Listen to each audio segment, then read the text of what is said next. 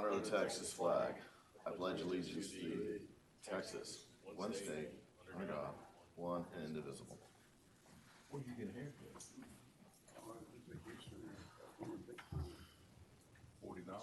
All right, next up we have public comments. Is there anyone from the board that would like to make any public comments?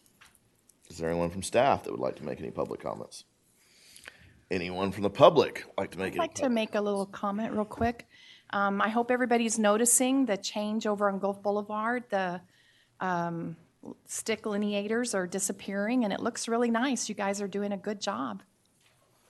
Thank you. All right. Anybody else have any public comments? All right, hearing none, we'll move to item number 4, which is regular agenda. Go to 4.1, which is review and discussion of the draft capital improvement plan 2022 to 2026. Since Wendy's not here, I guess Nikki's going to be presenting us. Mayor, Council, Nikki Soto, City Secretary, and I am presenting the draft capital improvement plan today. And so just to look at, each year we're going to do a new cover, kind of vamp it up. And so as a background, this is part of the charter, Home Rule Charter Section 509. It is required to be presented with the annual budget.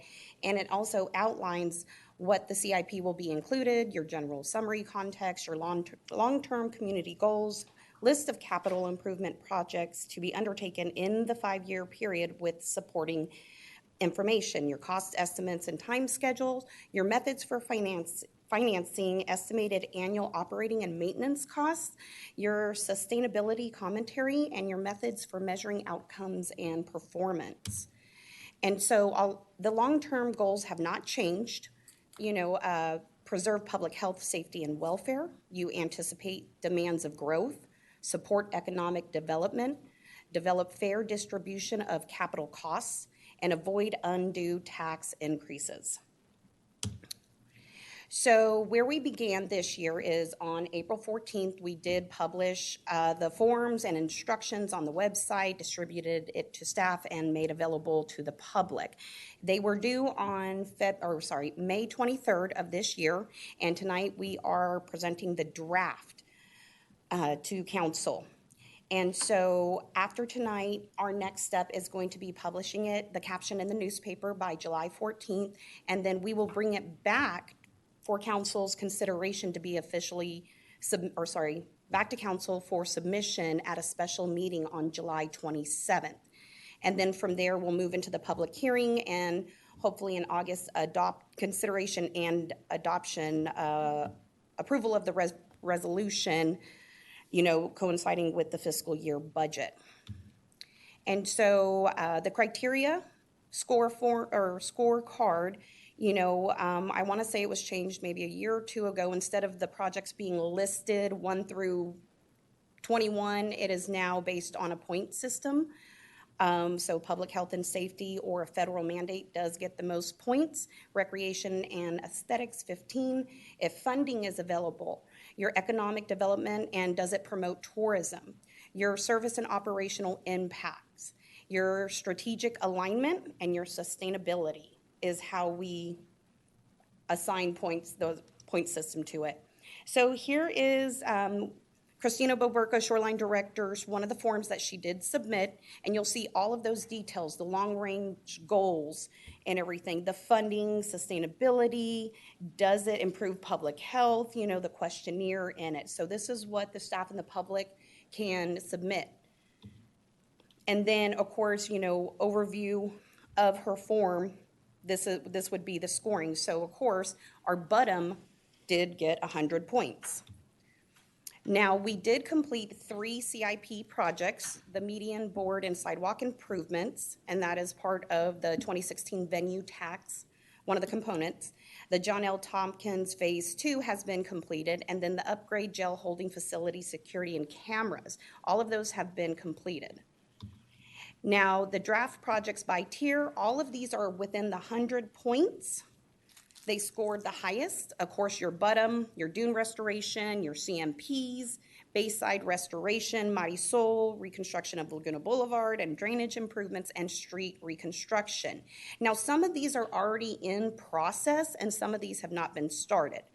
And then your tier 2, your 90 points is, of course, the 3 other components of the venue tax election project. John L. Tompkins Phase 3, the maintenance and dredging and expansion of Tompkins Channel. And then tier 3, you have your shoreline and beach access facility. Tier 4, drainage improvements. Tier 5, your pickleball park, which I believe we are ready to lay concrete here in a couple weeks. And then, of course, the Queen Isabella Memorial Bridge illumination. Tier 6, the street light options, 1, 2, and 3. This was here last year. Tier 7 projects, and that's just a compile of projects that is 50 or less, which the marina, the boardwalk, the bay, Palm Street, crew and equipment building. So while all of these are, it's a good plan to have to be adopted in case funding does come up for some of the projects that are currently not in progress.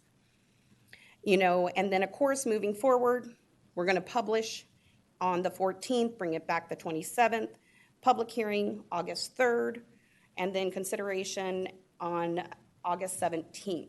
Now we do have staff here.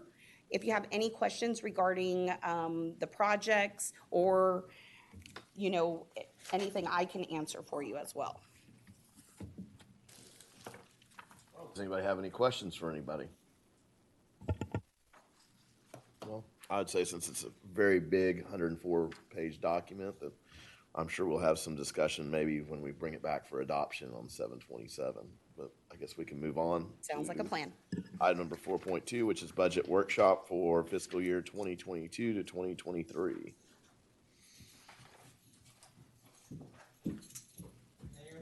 First, it's that time of the year. It's budget season. We need to start talking about the proposed budget for the upcoming fiscal year 22-2023. Before I get into the details, I just want to go over briefly on the budget process, which is basically the same that we have been using for the past few years. We started this process on April the 7th, where we distribute all the documentation to department heads and staff. They developed the proposals. They presented those to the budget committee, composed of the city manager, director of operations, and the CFO. They also updated business plans and performance metrics. And on this particular budget, we put a lot of emphasis on property tax rate. And also we took into consideration inflation, which is the important topic for the current and upcoming fiscal year. So I guess this is the one of, if it's not the most important, I think it's one of the top 3. It's the assumption of keeping the same property tax rate that we currently have for the upcoming fiscal year. If City Council maintains the same tax rate of 31 cents per $100 valuation, the general fund budget will have significant revenues in excess of expenditures, and that's the key. I guess that's the meat of the budget, and we'll be going over that and discussing that in the next few slides. So to summarize, the general fund, under this assumption, will have about $15.5 million in revenues, with expenditures of 14.1. And the $15.5 million breakdown, you can see that 51%, it's property taxes, almost $8 million of the 15.5%, million dollars, I'm sorry. It's property taxes. And then the second main source of revenue is non-property taxes with 5.7. That includes $4 million in sales tax.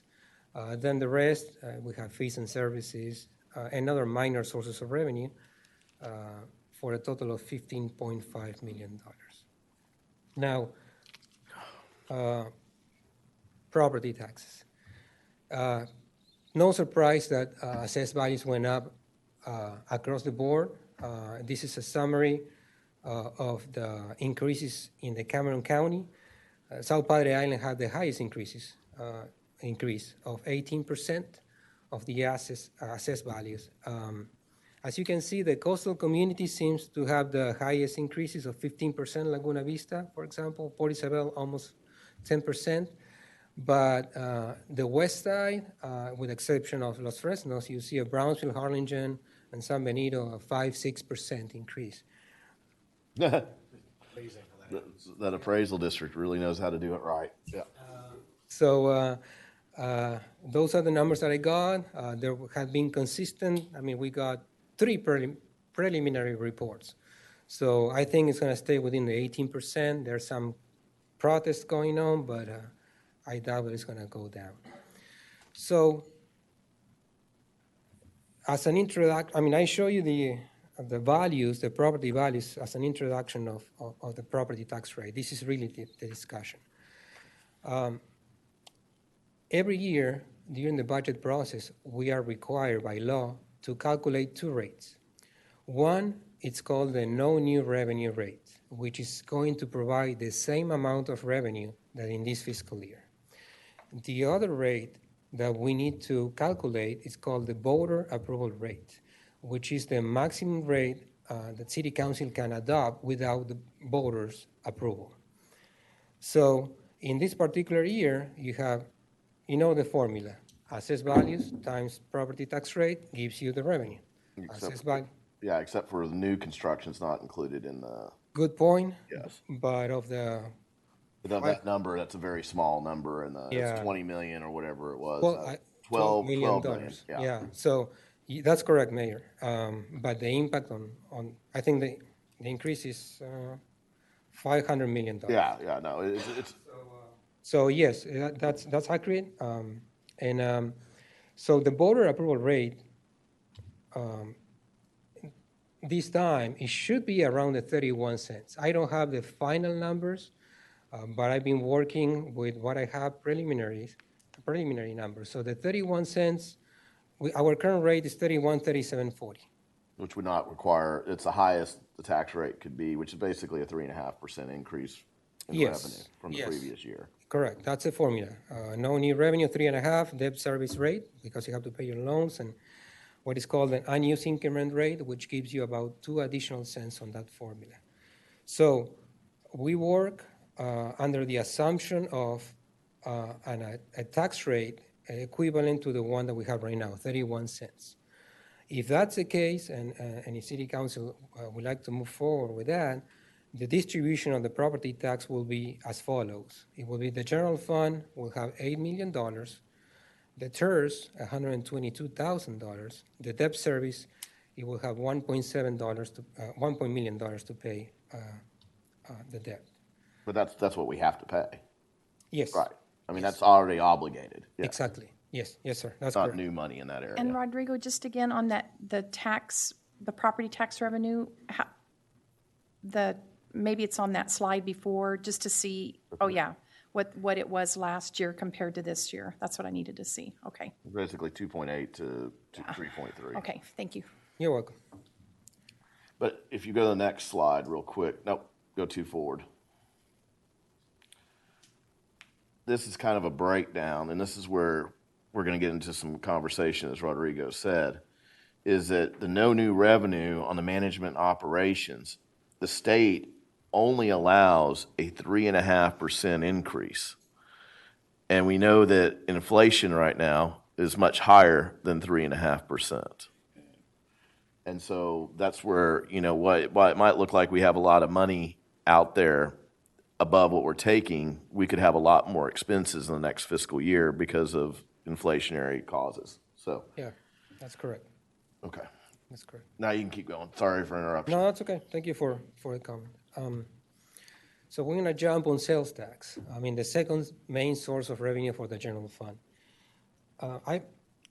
I try to be conservative, and I projected about $4 million, which I think that's the amount that's going to be collected this year. With the interest rates increase, the interest rate increase last week, I think the economy is going to slow down a little bit. More than a little bit. But I'm trying to be For vacation and dining out. correct. I think we're probably going to have more than $4 million, but in the past few sales tax collections, I saw a basic, same collections as last year. So we're not going to. I have no indication we're going to get collections over the 2 digits. Well, and the scary thing, in my opinion, about that is that we all know prices have gone up. And if we've been flatlining, that means actual true sales, if you bring them back to a non-inflation number, have actually started to decline already. That's correct, sir. And so that's what we need to be very careful about, is that we could easily get back to 2020 if there was a massive recession or something to that effect. Yes. Even with inflation causes or something. So, or not 2020, but 2019, let's say, or Yeah. something. Yeah. That's Yeah. 28% the wrong way. Right. Right. Yeah, I don't see increases in the 2 digits. So No, I would be surprised if we see an There. increase of 1. we're gonna go best case scenario. I mean, pre-COVID levels, 2-3% increases. I think that's kind of what everybody will be expecting. Yeah. Basic case scenario. So that's how we projected that.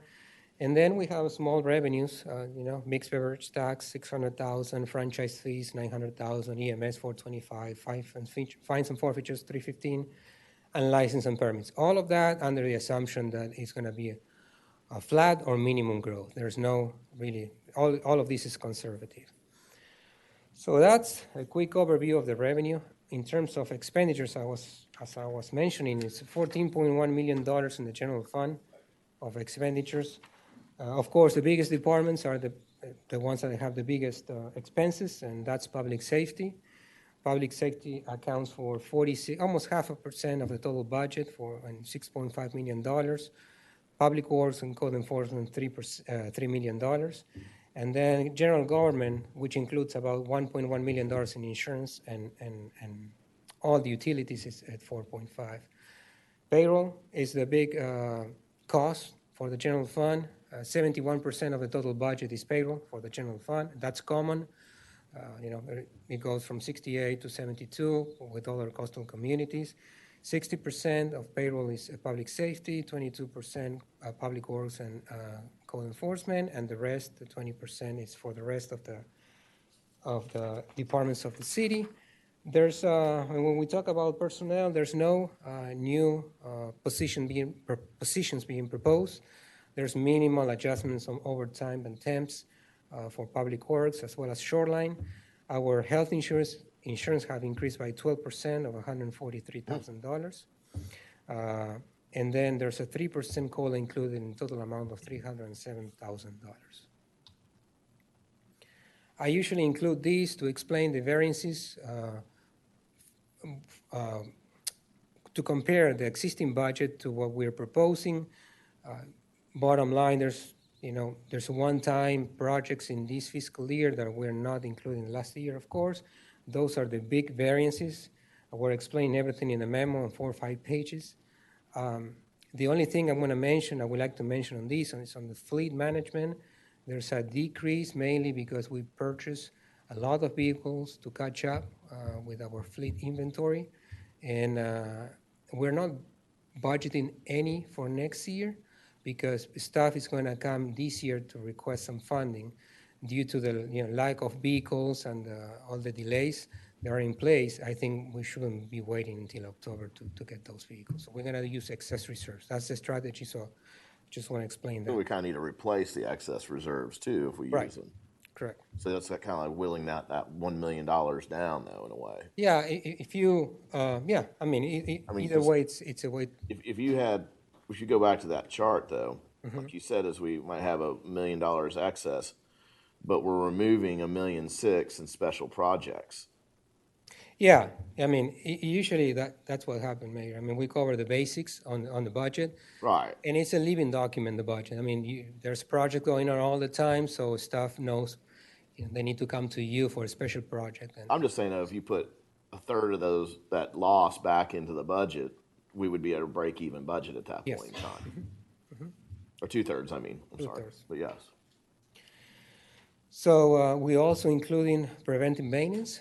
We've been doing this for a couple of years already, about $100,000. 20 for the community center. City Hall, $70,000 and a little cushion. just in case something happens. And then Friends of the Animal Rescue, we budget $55,000 for their services. We also budget $110,000 for parks, and a contribution of $181,000 for the transportation department. They pay back $120,000, so the net contribution is only $61,000. So just want to make it clear. This is the debt. Like the mayor was saying, something that we cannot get away. We have to pay. It's $2.2 million in total. $500,000 is venue tax. The rest is pledged with property taxes. This is the schedule. You have seen that before, or all the maturities and all the payments. This will change once we issue new debt for side streets whenever the plan's are ready. Transportation, they're living on a $1.8 million grant. Well, actually two grants, federal grants for almost $1 million and state grants for almost $800,000. The TERS, in this partnership that the city has with the county, because of the increase in assessed values, the contribution is going to be higher on both sides. If the county adopts the same tax rate, the city's contribution will be close to $122,000, and the counties will be $114,000. The beach maintenance fund, which is the main department of the beach maintenance fund, is the shoreline, which includes $1.6 million in budgeted funds in expenditures, $300,000 for porta potties on that. And then we have Beach Patrol for $415,000. They're budgeting some equipment, wave runner, and a trailer for $14,000. And then we have police for $100,000, code enforcement for another $100,000, and a small amount for city managers and city council travel. So that's the quick overview on the budget numbers that we're proposing. As part of the budget process, we also discuss the fee schedule. All departments review the fee schedule, and we have one proposal for you this year from the transit department. We would like to implement some advertising on the buses and at the multimodal as well. We would like to charge $400 per month with contracts for 6 months and 12 months. And I have a short video that we would like to show you. Transit Prepare. There you go. And I think you can explain it much better than I can do. So this is the video. When your passengers don't have access to accurate, up-to-date information, it can impact their whole day. With Clever Vision from Clever Devices, digital signage built specifically for transit, you can keep your passengers informed and happy. Clever Vision can be used to relay messages in real time, like next stop information, arrival times and service advisories, public service announcements, and even weather updates, so your passengers can better plan their day. Plus, with hyper-local advertising, you can generate extra revenue by showing passengers relevant content at the right time. Our powerful content management system enables you to manage, create, and schedule content with ease. And when paired with Ivan or another ITS interface, Clever Vision's smart screens make it easy to deliver real-time information. Our signs are purpose-built for transit, meaning they're the perfect size for your vehicle and don't compromise headroom. They're also designed to be rugged and vandal-proof, tested to industry standards, and easy to service in the field. Plus, our screens are always bright and easy to see, day or night. Deliver the right content at the right time with Clever Vision. To find out more, head to cleverdevices.com. So that's the idea. And we did a small domestic video showing how it would be. So we... Now approaching Daddy's Bus Stop. The party's always going on at Daddy's. Right on over to Daddy's Cajun and Seafood. Mention Island Metro and receive a discount on your appetizer. Whether you're craving a seafood botana, a Cajun mix-up, or a New Orleans-style bean and rice, you will agree. Daddy's on South Padre Island is always the right choice, where the food's so good, it's addicting. Now approaching Blue Marlin Bus Stop. Did you know South Padre Island has a full service grocery store? We offer weekly specials, a meat market, a fantastic on site bakery, and a variety of fresh produce. Come see us at the Blue Marlin Supermarket, open every day from 7:30 a.m. to 10 p.m. So that's the idea. We will like to, request permission. We'll come back to you requesting approval for a fee schedule. And the idea is to recover some of the money to offset some of the costs for gas prices. So And that 400 a month is per business? Yes. Okay, so if you had, yeah, okay.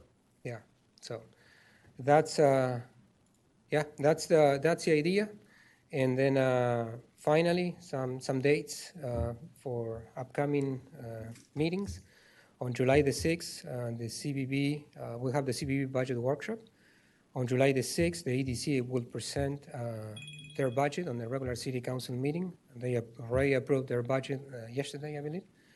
And July the 27th, we have a special city council meeting for the budget submission, the CIP. And August and September, we have the public hearings. So that's all I have. Thank you. Yeah, I tried to summarize it as much as I could. Well, and one thing, I think, if you talk about debt, if there's anything positive about debt, was it last year, the beginning of last year, or the year before, that you were able to get such a great interest rate on some of our debt? Yeah. Was it last year? It was last year when we issued Laguna Boulevard Yeah. tax note. I gave a call to the financial advisors to have an idea because I thought somebody might ask. Right now it's 3%, and I think last year was about close to 1%. Yeah, I think it was sub 1. Yeah. No, it was the market that did the thing. Well, that's getting. It was just good timing. Yeah. And that's the right Wish one. we'd had more shovel-ready projects to go. I guess the one big thing that we need to discuss as Rodrigo's getting into this, if we need to have the discussion right now, is are we all good with keeping the tax rate the way it is, knowing that we have some serious unknowns that could be coming down the direction over the next year. We programmed a 3% COLA in there. We don't know what the IRS or the Social Security COLA will be because they don't release that till December. We just got through trying to bring up most of our employees up to what was the area standard, the median. I don't think we want to go backwards on that, and I'm sure that as we went through the comprehensive plan or the capital improvement plan, there's about $100 million worth of improvements that are stacked throughout that deal that we obviously don't have money for, and so. I mean, there's no vote, but I guess it would be, if everyone is okay or someone wants to try to lower the tax rate, that's the big thing because that's going to predicate all of his work for the next month. It's not a discussion or it's not an action, it's just a workshop. So if anyone has issues with that, I think they should speak now because he's going to push that. He's going to take whatever other direction we have, and I'm personally one who's thinking of keeping it the same because I don't want to see it raised. I wish we could lower it, but I understand that. And just something for the I'm sure most of the public knows too about their property taxes, that anybody that should file a homestead exemption here if they can. And the homestead exemption went from $25,000 to $40,000 off of the assessed value. And if you have a homestead exemption on your property taxes, the county appraisal districts in Texas cannot raise it more than 10% in any given year. or 30% in 3 years. 3%. That's only if you have your homestead exemption. So any of you that live here full-time and I would urge you to get your homestead exemption, because I know property taxes went up a lot for a lot of people. I'm pretty much in agreement to keep it the same. And pretty much like Cameron County, they raised theirs, right? And that the preliminary is that they're getting ready to raise. They're going to go to the highest level that they can for a no new tax rate. I mean, it's common practice not to lower the tax rate. Yeah. And there's a few occasions like when we have COVID. I mean, when we hit COVID for the first time, I mean, we lower it a little bit, but Right. but not. I mean, because all the prices everything goes up. I mean, everything every day is going up. And like you said, I mean, there's a lot of opportunities, capital projects that could be funded. You know, I was thinking when I was coming here to present, you know, we were expecting to issue some debt. Maybe with this money, we don't have to pay interest. Well, we don't have to issue as much debt or whatever So it might that's be, another which will thing cut to some of the consider. interest. And with the interest rates going up, our debt, our ability to borrow has gone down. And The you will, amount we can. and now you will be saving interest. Yeah. By doing it. So that's just a thought that crossed my mind to share with you. No, I agree, and I just kind of wanted, if anybody's going to speak now, or you know, I don't want to have this argument 2 months from now when we're trying to finalize the tax rate and everything, and then someone throwing up a red flag or something. So I'm asking if anybody has that issue now to speak now. Well, in the spirit, we'd all like to lower taxes, but when you're looking at fuel and then, of course, if inflation, and, some of the bankers talking about 2008 on steroids, so there's a lot of unknown. Yeah. Well, and that's the thing to think about too, that property taxes can What goes up can come go down at any given time in the future too. If property starts selling for less, which let's hope it doesn't, but then it's going to go the opposite way. So. Yep. Well, usually increases in tax. Well, the good news is that we would just then we would actually have to raise the rate to get to the no new revenue rate or whatever Yeah. it would be. But, Also, as the interest rates increase, values start to level off or Well, decline. we already, at the end of May, we've been for the last year and a half, had like 1 month or less of listing inventory on the market. And the end of May, we have 2.2 months of listing inventory. So the listing inventory is going up a little bit with interest rates getting higher, and Fannie Mae and Freddie Mac changed their lending guidelines on second homes, making it a little bit more difficult with points having to be paid and all kinds of stuff. So it is going to start affecting us sadly, I think.